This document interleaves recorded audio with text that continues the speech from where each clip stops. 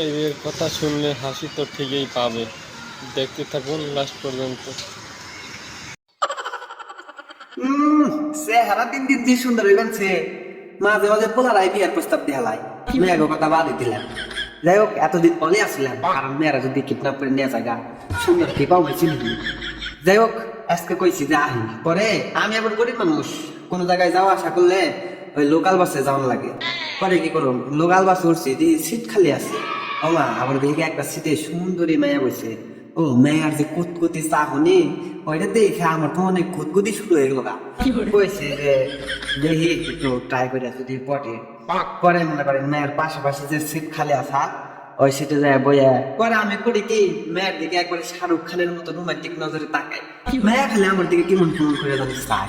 আমার তো খালি মুস্তামুস্তি শুরু হয়ে গেল গাছে, কিছু কইবই নি, কিছু করার আগে আমি শুরু করে দিই।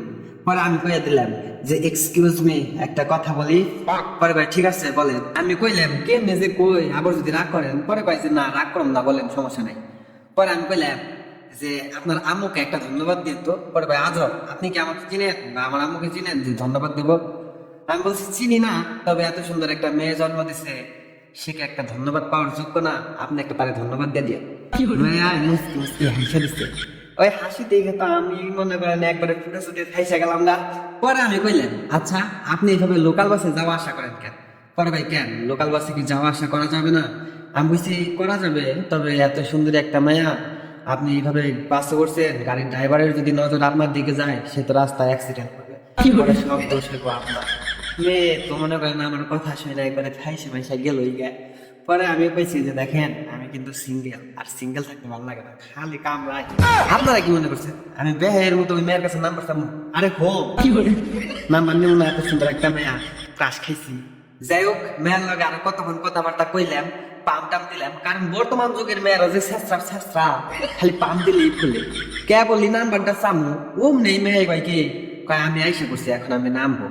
পরে আমার কয় যে ভাল লাগছে আপনার কথাগুলো, আপনারও ভাল লাগছে, যদি ভাগ্যে থাকে আবার কোনো একদিন দেখা হবে। আমি বলছি তাইলে নাম্বারটা দিয়ে যান। পরে ভাই কোনো এক সময় যদি দেখা হয় তখন দেব। ইস, মেয়ের কথা হই না, আমার তো খালি মোস্টামস্তি শুরু হয়ে গেছে গা। এইটার চিন্তায় আমি রাত্রে ঘুম পাড়া হাঁটি নাই। কখন আমি কেমনে তার লগে যোগাযোগ করব? প্রেমটা হাতের মধ্যে টাকি মাছের মতো খুশকে গেল রে।